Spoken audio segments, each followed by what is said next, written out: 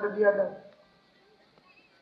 কি যে ফাজলে আমি করে মানুষ, কথাবার্তা বলবো এই সময় যত ঝামেলা পাঠায়। ইসলামের হুকুমাত সম্পর্কে আমরা জানি না, বরং ইসলামের হুকুমাতের ব্যাপারে আমাদের মধ্যে ইসলাম ফোবিয়া আছে। এর বহুত কারণও আছে। যারা কোরআন ও হাদিস পড়ায় তারও ইসলাম হুকুমাত চাই না, বিশ্বাস হয় না। যারা সবর শুকরের বয়ান পড়ায় এদের মধ্যে সবর শুকর নেই। যারা অন্যায় মোকাবেলার হাদিস কোরআন পড়ায় এরা অন্যায় মোকাবেলা করতে চায় না। যারা তাগুতের পক্ষ অবলম্বন করলে ইসলাম তাদের উপরে কি ঘৃণা সৃষ্টি করছে, কি মোজাম্মত বয়ান করছে বয়ান করি, অথচ নিরায় তাগুতে সবচেয়ে বেশি তল্পিবাহক হয়ে যায়। ইসলামী ফুবি আপনাদের ঢুকছে কেন? ইসলাম চান না কেন? এর কারণটা কি? আচ্ছা বলেন তো, একজন মুসলমান ইসলামের বাইরে যেতে পারে?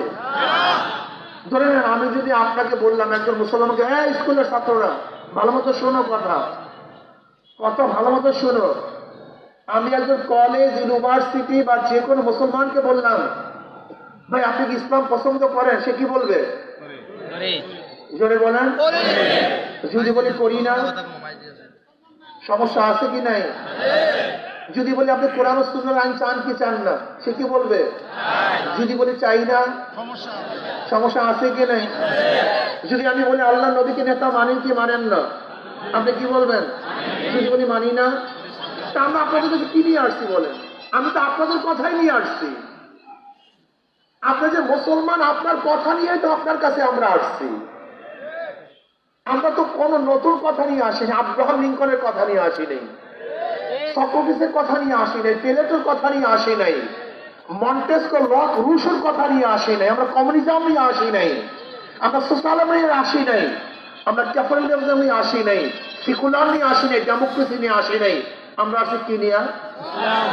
জোরে বলেন। একজন মুসলমান ইসলাম পছন্দ করবে না কেন? গ্রহণ করবে না কেন? এর কারণটা প্রত্যাখ্যান করবে কেন? এটাকে ঘৃণা করবে কেন? আমাদেরকে শত্রু মনে করবে কেন?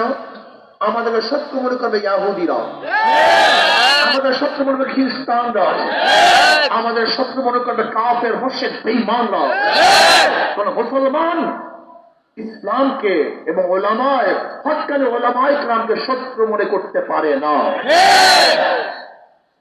আপনারা তো সেকুলারিজম হিসাবে এই দেশ পরিচালিত করেছেন, গণতন্ত্র দ্বারা দেশ বহু দিন চালিয়েছেন, কিন্তু আমি প্রশ্ন করতেছি, মানুষ কি শান্তি পেয়েছে?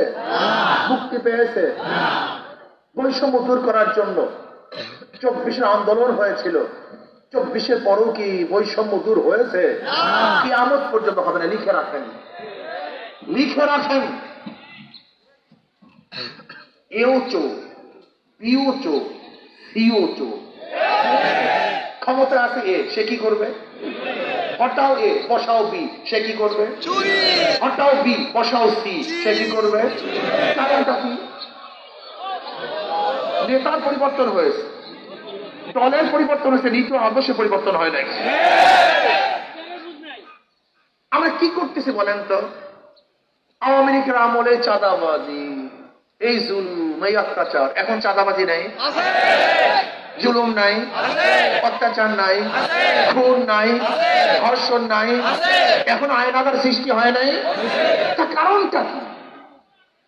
বৈষম্য দূর করার জন্য আন্দোলন করেছিলাম, কিন্তু এখন বৈষম্য কেন? আশ্চর্য বিষয়, মানুষ কত পরিবর্তন করতে চায়, কত জীবন দিবে, কিন্তু কিয়ামত পর্যন্ত কোন নীতি ও আদর্শ পরিবর্তন না হলে বৈষম্য দূর হওয়া সম্ভব না। আজকে ওসি পরিবর্তন হয়, ডিসি পরিবর্তন হয়, এসপি পরিবর্তন হয়, কিন্তু ঘুষ সাহেব কারণটা কি? হ্যাঁ, কেন বুঝতেছেন না কারণটা কি? যুবকরা কেন বুঝবে না? কেন বুঝতে চাও না? এদের দ্বারা কোনদিন দেশ ভালো হতে পারে না, আরো খারাপ হবে, আরো খারাপ হবে। এখন আমরা বিভিন্ন মানুষের মুখে শুনি, আগে চাঁদা দিতাম 300 টাকা, এখন দিই 600 টাকা। মিথ্যা বলতেছি না? হ্যাঁ, গাঁজা খায়, নেশা খায়, মিথ্যা খায়, পীর সাহেব চলবে। এইটা মিথ্যা বলছি না? আপনি দেখছেন তজিমুদ্দিনে, ভোলা তজিমুদ্দিনে চাঁদা না দেওয়ার কারণে স্বামীকে বেঁধে রেখে স্ত্রীকে ধর্ষণ করতে তার সামনে। মিথ্যা বলছি, কথা ঠিক না?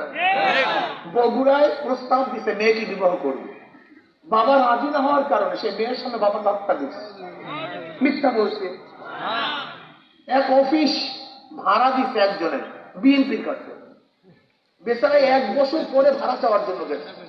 কয় বছর পর? 1 বছর পর। ভাড়া তো দেয়নি, হত্যা করে ফেলছে। মিথ্যা বলছি বলেন? মিথ্যা বলছি। সাংবাদিকদেরকে এই তো গতকালকে দেখেন আমার দেশের সাংবাদিক বেচারা সংবাদ করার জন্য গেছিল, সংবাদ সংগ্রহ করার জন্য গেছে, ধৈরা একেবারে কায়দা রকমের সাংবাদিক দেখাই দিচ্ছে। দেখেন নাই কতগুলো পত্রিকা? 3 পত্রিকা সাংবাদিকদেরকে অ্যাসাল্ট করা হয়েছে। এর কারণটা আজকে চরমরায় গ্রন্থে লাগছে তো লাগছে, আমাদেরকে ভণ্ড বলে, আমাদেরকে মিথ্যাবাদী বলে, নেশাখোর বলে। আপত্তি নেই, আপনারা বলুন, আরো বেশি কিছু বলুন, কোনো সমস্যা নেই। কিন্তু আপনারা কি করতেছেন বাংলাদেশকে? আপনারা বলছেন র্যাম্বো ন্যাশন করবো, র্যাম্বো ন্যাশন, রং জাতি, যেখানে সমস্ত আদর্শের সমস্ত মতের মানুষ একসাথে থাকবে। অথচ আপনাদের মধ্যে কেউ কথা বললেই আপনারা তাদের উপরে ক্ষিপ্ত হয়ে যান, মারা শুরু করেন। মারামারির যুগ শেষ, গুন্ডামি মাস্তানির যুগ শেষ হয়ে গেছে, এখন ভদ্রতার যুগ চলে আসছে।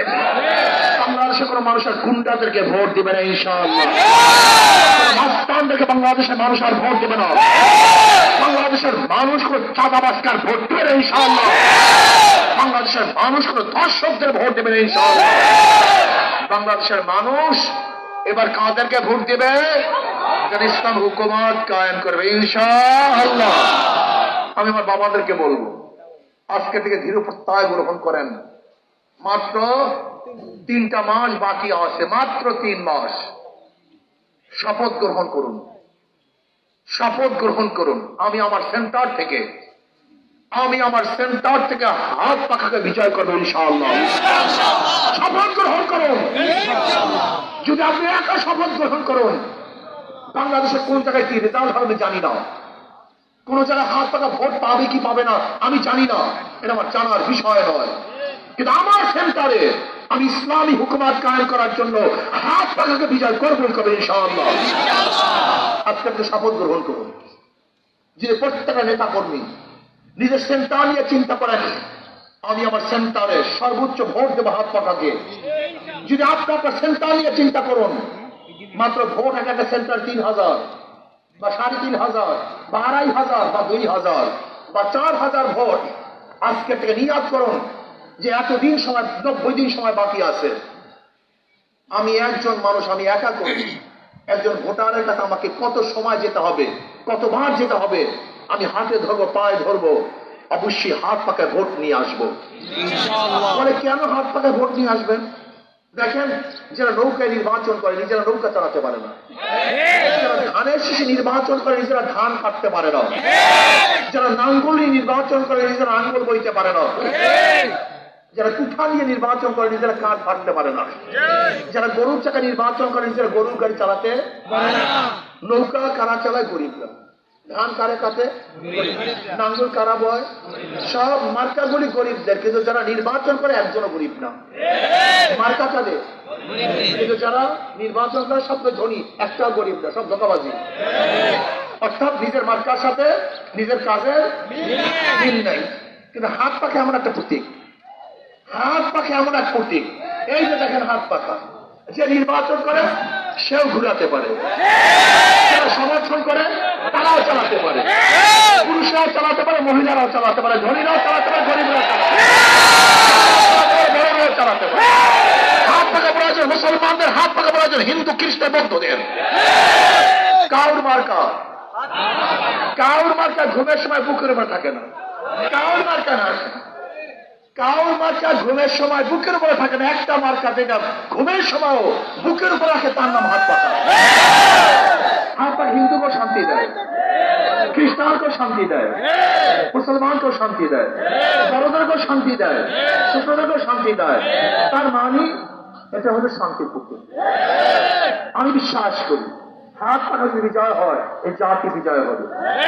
হাত পাখা বিজয় হয় দেশ বিজয় হবে ইনশাআল্লাহ। কারেন্ট ফেল করে হাত পাখা ফেল করে, কারেন্ট ফেল করে হাত পাখা ফেল করে না। আজকে থেকে ইনশাআল্লাহ হাত পাকার সুবাতাস সব জায়গায় ছড়িয়ে দেওয়ার জন্য এখানে যারা আসছেন নেতা কর্মীরা, আমি অনুরোধ করব মিথ্যাকেও হাত তুলবেন না। আজকে থেকে কে কে নিয়াত করতে পারেন আমি আমার সেন্টারে, শুধু আমি আমার সেন্টারে গোটা বাংলাদেশে হাত পাকা একটা ভোট পাবে না, এটা আমার দেখার বিষয় নয়। কিন্তু আমি আমার সেন্টারে হাত পাকাকে ফার্স্ট বানাবো ইনশাআল্লাহ। দুই হাত করেন নারায়ে তাকবীর। সব মার্কা দেখা শেষ, সব মার্কা দেখা শেষ। কোরআন সুন্নাহর আলো, কোরআন সুন্নাহর আলো। আমি অনুরোধ করব সবাই নেই, ভেদাভেদ ভুলে যান, সব চিন্তা ভাবনা বাদ, এখন থেকে হাত পাকা প্রচারে নেমে যা করুন। সর্বোচ্চ সময় দেন, সর্বোচ্চ সময় দিতে হাত পাকার পক্ষে সময় নাই। বাতিলদের মোকাবেলা আমাদেরকে বিজয় অর্জন করতেই হবে ইনশাআল্লাহ। আমরা বিজয় অর্জন করবই করবো। হিম্মত নেন, খুলুসিয়াতের সাথে নামেন ইনশাআল্লাহ। যদি আপনারা নামতে পারেন নামার মতো ইনশাআল্লাহ, ওয়াজাহিদু ফিল্লাহি হাক্কা জিহাদি, যুদ্ধ করতে হবে যুদ্ধ করার মতো, চেষ্টা করতে হবে চেষ্টা করার মতো ইনশাআল্লাহ। পিয়াসে নির্বাচন চাই, যদি পিয়াসে নির্বাচন না সমস্ত ভোটগুলি খাওয়াতে লাগবে, তাহলে কি হবে? 40% ভোট পেয়ে 60% মানুষের উপর কর্তৃত্ব আর চলবে না।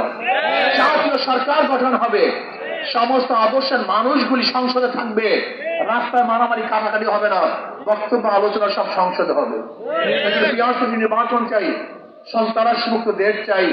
আমি সরকারকে অনুরোধ করব লেভেল প্লেইং ফিল্ড করুন। যদি লেভেল প্লেইং ফিল্ড আপনি করতে ব্যর্থ হন তাহলে জাতি আপনাকে ক্ষমা করবে না।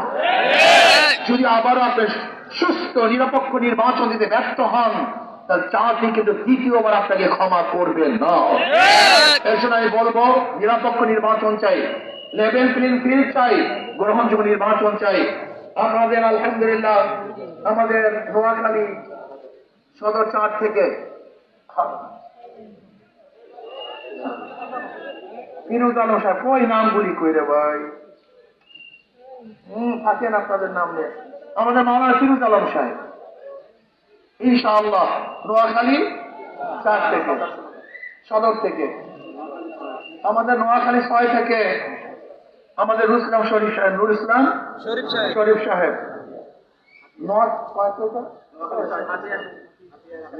হাতিয়ার থেকে, আল্লাহ কবুল করে নেন। নোয়াখালী 3 থেকে আমাদের মাওলানা নুরুদ্দিন আমরতপুরি সাহেব, আল্লাহ ওনাকে কবুল করে নেন। নোয়াখালী 5 থেকে আলহাজ আবু নাসের, আল্লাহ পাক ওনাকে কবুল করে নেন। আমার জন্য দোয়া চাই, আমিও দোয়া করি আল্লাহ পাক। আর আমাদের জহির সাহেব উনি হলেন নোয়াখালী 1 থেকে সেনবাগ থেকে। এই কাফেলাকে আল্লাহ পাক সবাইকে, চারকে সোনাইমুড়ি থেকে আল্লাহ আমাদের সবাইকে কবুল করে নেন। আমাদের সেনবাগ থেকে খলিল সাহেব।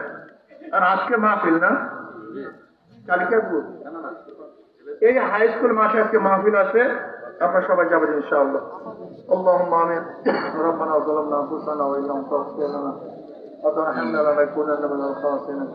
আল্লাহ আপনার জমিনে আপনার হুকুমত ইসলাম হুকুমত কায়েম করে দেন। আমিন। ইসলাম হুকুমতের জন্য সাহাবায়ে কেরামদের নমুনায় সাহেবে জাদু জিহাদ করার তৌফিক দেন। আল্লাহ ইসলাম হুকুমতের জন্য হাত পাখাকে বিজয় করে দেন, হাত পাখাকে বিজয় করে দেন।